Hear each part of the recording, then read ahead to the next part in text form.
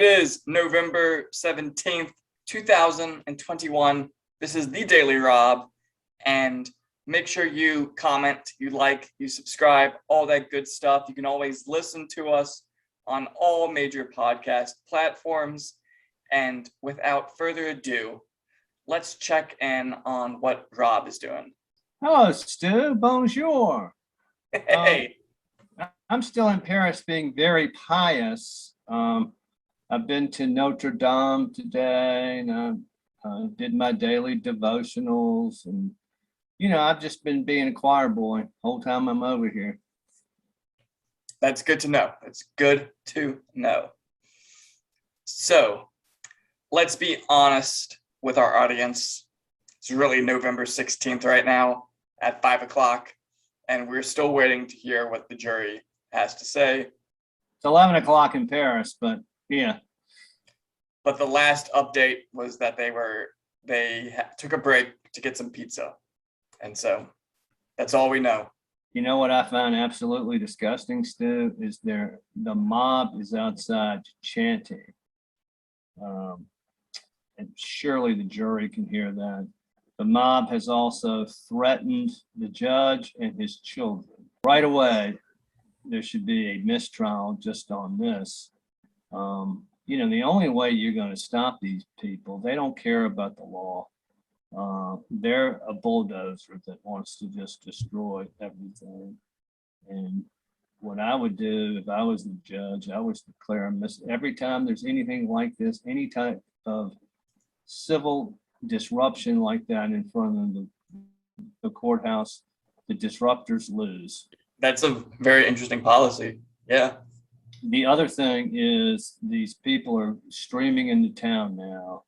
And what we know is going to happen is Kenosha is going to just let them destroy property. And really, they're enemy combatants. They're not, what they're going to do. So treat them as though they're combatants before they even get there. You don't have a right to peacefully protest if you have shown an inclination to violence. And it could be stopped immediately. Should have been stopped the first time around. They're enemy combatants is what they are. And I'm sure this won't be the last time we talk about the trial today, but what are some stories that you're keeping an eye on? Well, Stu, a new report came out. NBC somehow got their hands on a Pentagon Memo. And you remember when Afghanistan we were departing and pulling out, and Joe Biden said, we're not leaving anybody behind. And then it was discovered about a day later, he said, well, about 100 people might be behind. Well, it's been disclosed now, Stu, that there are 14,000 Americans left behind.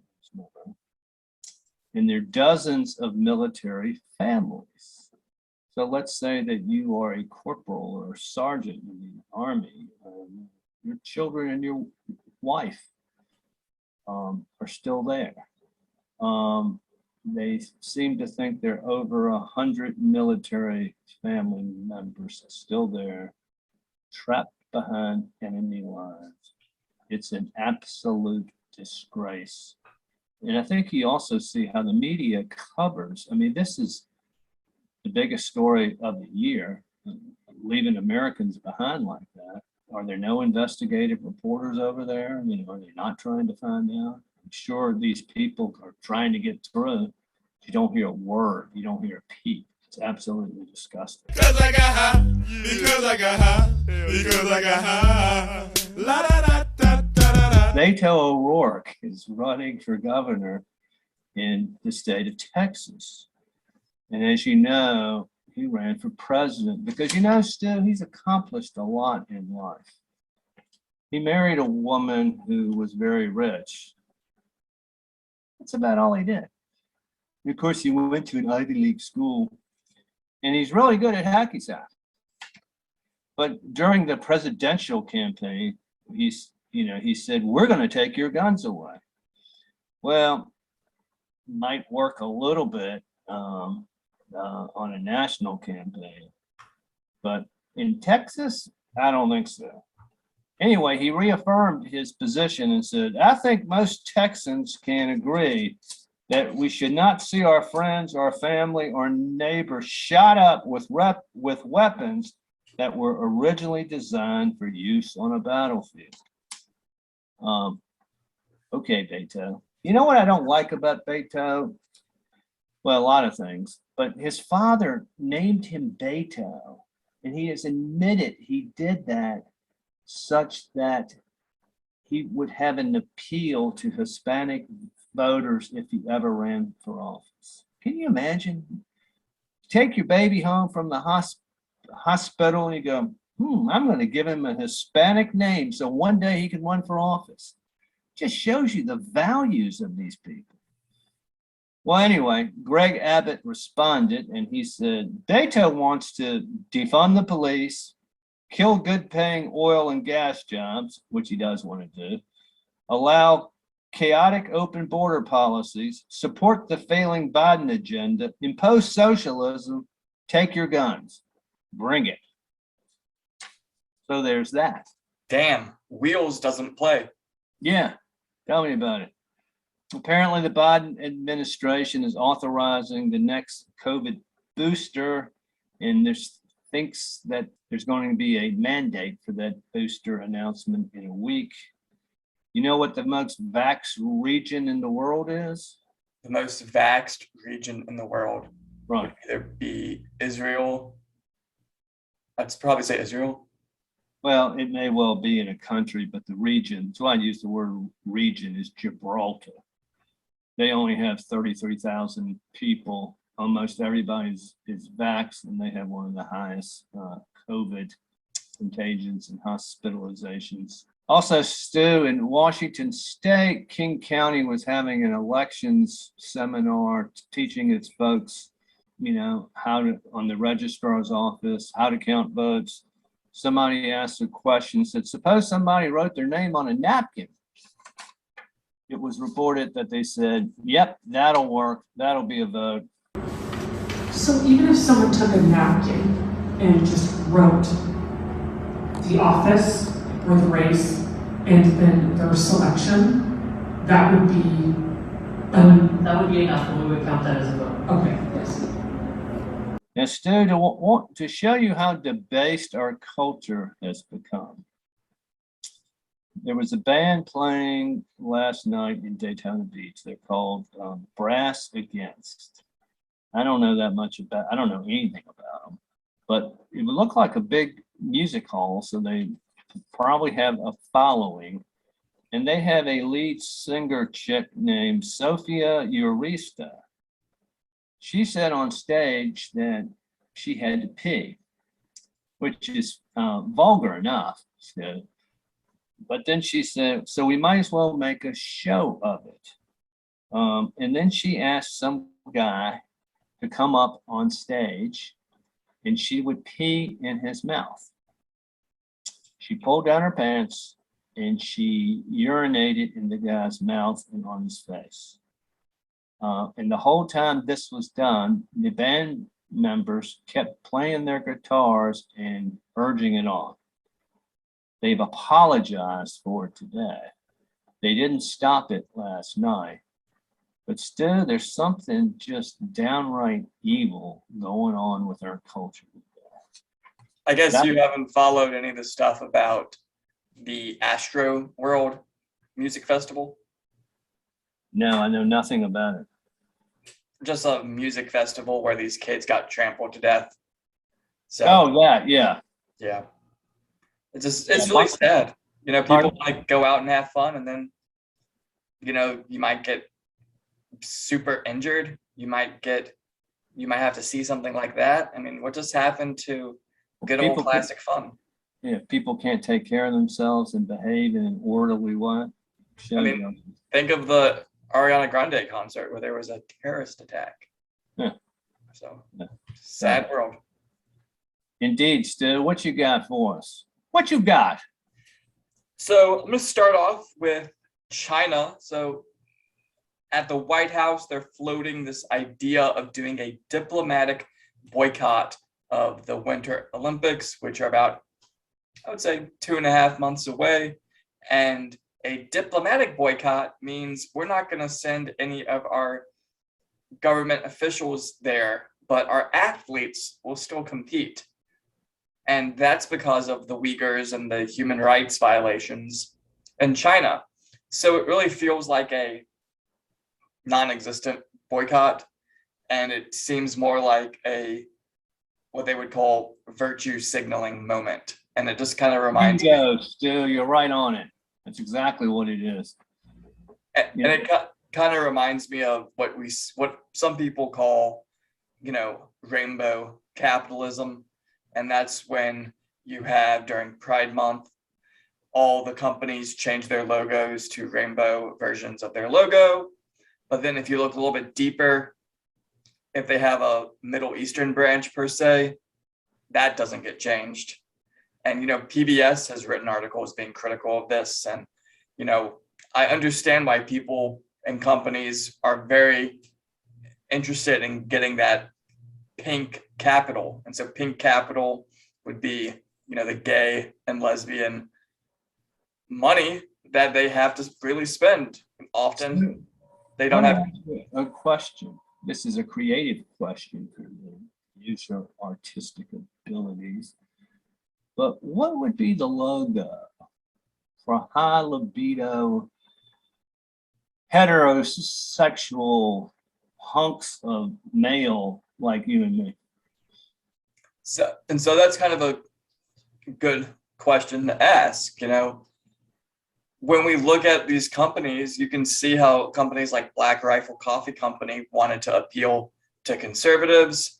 And so it was all about, don't get sissy Starbucks, get Black Rifle Coffee. And it would have, guns on the bag. They'd have a blend that would support firefighters, a blend that would support the police. They would do kind of logos going back to various military campaigns, patriotic stuff. And so you really do have to ask yourself, when these companies virtue signal like this, do they actually believe it? And so we can see with definitely video game companies and car companies, they know that their Middle Eastern market does not want to see stuff like this. And they don't. Whenever I've been into a Ben and Jerry's, one, I don't go, but two, the few times I have been, I've challenged the scooperista to tell me where the money's going. Of course, they're just shocked somebody would ask them that. But so, I don't go to places like that because I don't want to support them. Yeah, and I'm incredibly fickle with who I support and what I support and, what I buy and what I don't buy. And at the end of the day, I think it's a good lesson for people to learn. And it's just another example of the same tactics that these crony corporations use. You essentially see our government use too, where it will essentially say something for the headline and get, I guess, the people to positive press in a way. But behind the scenes, they don't give a shit. I mean, again, it's another instance of what we were talking about the other day. It's the utter fakeness of Washington, and and those businesses that have kowtowed and sucked up to Washington for whatever reason. And so I'm going to talk a little bit about this trial in Kenosha, the Rittenhouse trial. So the judge did specifically tell the jury not to heed the words of the president, who said that Kyle was a white supremacist. And that was just kind of interesting to see. You will pay no heed to the opinions of anyone, even the President of the United States or the president before him. And then, Been done before, I don't think. What I like about it is that he has clearly a very strict interpretation of the law and does consider the president saying something like that outside meddling. So it's highly prejudicial for the jury. Yeah. And, Jen Psaki essentially said, well, I'm not going to comment about an ongoing trial, but so everything she says before that doesn't matter anymore. But I don't want our communities being policed by armed vigilantes. So she essentially does say her thoughts on it. So, And she calls him a vigilante. yeah, That's a code word. White supremacist, rightist, whatever they want to call you. militia person. But what he was actually doing was defending himself and defending property. Nothing wrong with that. But he did this because a vacuum was created because the Democratic controlled city let these people do whatever they want. And that's what you're going to get. Yeah, and I'll come back to that in a second. And with Blinger, you had him essentially brandish the weapon in the courtroom. He didn't check to see if it had ammo in it. The clip was out, but something could have been chambered. He did ask if someone else had, to which the answer was yes, but then he doesn't have the good trigger discipline, so his finger is on the trigger, and then he's aiming this weapon at people. And I think it was supposed to kind of be shocking enough to maybe make the jury rethink. You grow up with guns. As a father, the two things you tell yourself, and you repeat it over and over and over again. One is you never, ever, ever, ever, ever think about hitting a girl. And two, you never, ever, ever, ever point a gun at somebody. Even though you know there's no ammunition in there, you never pick that gun up before you look in the chamber, and you never put your hand on the trigger anywhere near people. It's just ingrained. And here this guy is persecuting this boy over whether or not he used a firearm properly. And the guy can't even use it properly in his presentation to the jury. Yeah. It's just clownish is what it is. And this Alec Baldwin incident is still fresh in everyone's memory too. You don't rely on somebody else to check the chamber. Yeah. And so Klaus, he commented that everyone takes a beating sometime, and there was no proof that Kyle was in immediate danger or life-threatening danger, and that there was no chance that he would have been, physically truly harmed. But every now and then people should take a beating, because we all take a beating. Mr. Richards misstated the standard. It is not could have caused great bodily harm or death. It is not likely to have caused great bodily harm or death. It is imminent threat of death or great bodily harm. Where is that when you get a couple scrapes? Everybody takes a beating sometimes, right? Sometimes you get in a scuffle and maybe you do get hurt a little bit. That doesn't mean you get to start plugging people with your full metal jacket AR-15 rounds, and no, bullets are not bullets. And we heard testimony about that. And I just kind of found that to be a very gross sentiment for a human being to express. And so something Michael Malice, who I admire a lot, he's an author and, writes books about very shocking topics. But he tweeted this out today where he said, "I do not want to share a country with a government whose officials state in court that one has an obligation to take a beating under any circumstance." Exactly right. And think where the slippery slope of that is. So you have to sit there. If somebody is breaking the law in many, many ways and assaults you, says they're going to kill you, you have to just stand there and take it. Yeah, it's so gross. And It's unbelievable that he would even state that. yes, and we're going to come back to this notion of sometimes you just have to take this in a second. But this whole thing just had me really kind of thinking a lot today. And I want to kind of go back a little bit as to, why we're in this situation in the first place. And so this whole thing in Kenosha did kick off concerning Jacob Blake. And just to let everyone and refresh everyone's memory, back in January 2021, Grassley, who is essentially Binger's boss, they decided that Blake would not face any new charges. They dropped the previous sexual assault and trespassing charges against Blake in exchange for him pleading guilty to 2 misdemeanor counts of disorderly conduct, for which he was sentenced to 2 years of probation. And the officer who shot Blake, Shusky, he returned to police duty in April 2021, and the Department of Justice chose not to further investigate this anymore. Now, back in January of this year, when they decided this, deeply kind of upsetting, at the Blake shooting news conference, the Kenosha DA revealed the name of a woman who had reported a sexual assault, worrying victim advocates.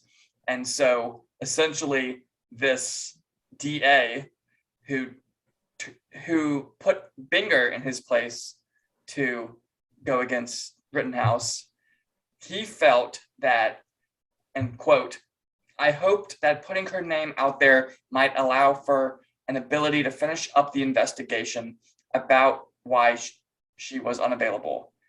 And he continued to say, "To let members of the public know that she was a human being who needed to be valued as well." So people could potentially go out and harass her, bully her, she might lose her job, and people see her as the enemy. And so her identity isn't kept secret. So it's just incredibly gross to me that that happened. Still, we're in a spiritual warfare here of good versus evil. Just like that band member, Eurista, who peed on the guy's face. You know, here you have people in power rooting for the murderers and the violent criminals and trying to ruin the good people. Plain as day. Yeah. And so this whole notion of, defunding the police or setting a city, town, whatever, up to be in a position where the police aren't going to be responding to situations and, being an advocate for community policing kind of got me thinking about Dr. Newton, who was one of the founding members of the Black Panther Party. And one of the points in this Black Panther 10-point program was, we want freedom, we want power to determine the destiny of our Black and oppressed communities. And it goes on with, the 10 points in all, like, the 7th point, we want an immediate end to police brutality and the murder of Black people, other people of color, all oppressed people inside the United States. And so if your local police aren't responding to situations, I consider that to be an oppressive situation. And so I think the disconnect that I would say, someone who might be a lefty would perceive of our thoughts on the police is that where we see failures on the police end of things often, they just believe the whole institution is corrupt. And it kind of got me thinking about how often I feel about some of these drone strikes. So in Afghanistan, when they effed it up in August, they did a drone strike that ended up killing 7+ kids, but they said it was ISIS-K. And then it came out that no, it was actually 7+ kids. And then no one loses their job over that. And so that's kind of my institution where I see, well, that's just so corrupt from the top down that there's nothing happens. There's no one held responsible. And that's how often, I guess, many people in the United States who are sympathetic to abolishing and defunding the police feel about police institutions.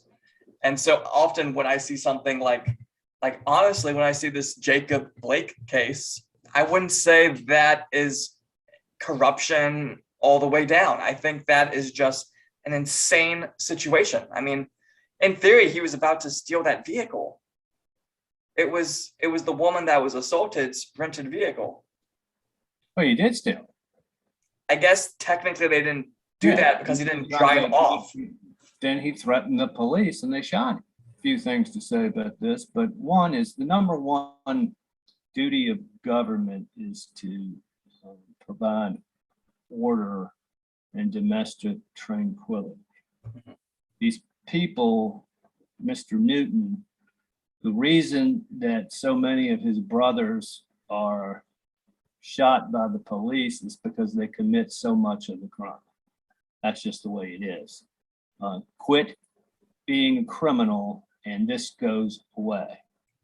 So just for the sake of this discussion, so he would say the crime only exists because we live in a corrupt capitalist society where people are discriminating against us. So what would you say in response to that?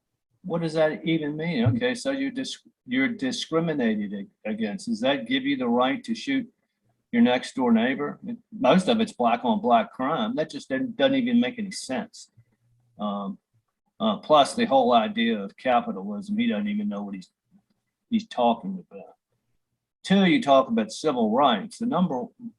When I see all this crime in all these black neighborhoods, the person I feel sorry for is the sweet little old lady who has to stay locked up in her house and children who can't walk the streets at night.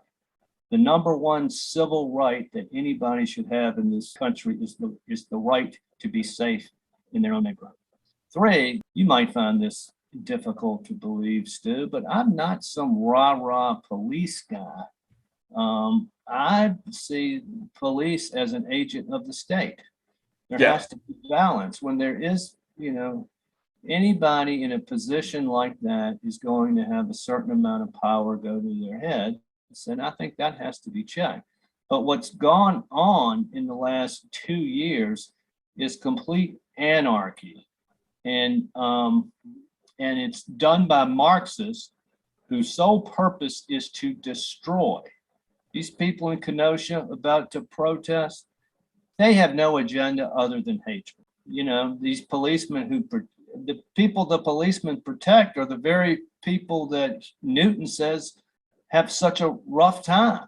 And I think that's kind of where he's wrong on the matter, is where just because something, and very well probably was a completely corrupt organization, and has gone through drastic reforms and, since segregation, and then with the body cams, there have been many things that have been they've done to try to fix this and educate people and get things to be better so people will trust the police. And just like you, I do see the police as agents of the state.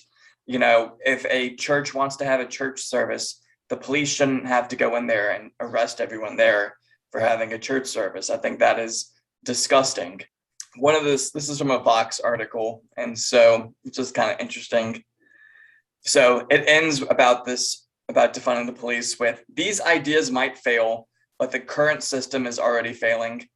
There's no guarantee that any of these suggestions will succeed across the board. When it comes to policing alternatives, even the best existing models haven't been attempted at scale, and there's no telling how different communities will respond to them. And then it goes on and says, that means there will be failures, things will go wrong, systems will break down, programs will fall apart, violence may temporarily increase in some places. Occasionally, a violence interrupter or mobile crisis worker will be seriously injured or killed. So it kind of goes back to what the lawyer Kloss said, where it's just, we all take a beating sometimes. And so this is from defundthepolice.org, and this is talking about violent crime. In most incidents of violent crime, police are responding to a crime that has already taken place. And so their whole argument is essentially going back to this, where we all get hurt at some point. And so they really don't address this notion of, well, what happens in an actual moment, or let's say the police respond to a situation and it gets violent. And they do this exact same logic for gender-based violence. And so they start off, and so this is the exact situation with Blake. Some skeptics respond to calls to defund the police with concern for people at high risk for gender-based violence. The fear is that society will not be able to protect people against sexual assault and domestic violence. But as a society, we are currently failing to protect people from gender-based violence. And so then they list some stats, and then it says, what this information tells us is that the police barely interact with cases of gender-based violence and are ineffective at preventing gender-based violence from occurring. By freeing up resources currently allocated to the police, our communities could create new services to prevent gender-based violence if we defund the police. That's such horseshit. What are you gonna do? Have some policeman inside the house at the dinner table when the husband gets mad at his wife because the food's cold? Hey, don't hit her. The way you prevent crime is you put thugs in jail, you keep order. Eventually, anyone who's thinking about doing a criminal act is deterred because they don't want the penalty.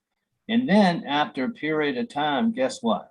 Convention changes where people don't commit violent acts and crime because it doesn't occur and they don't, and it's not part of the convention of morality.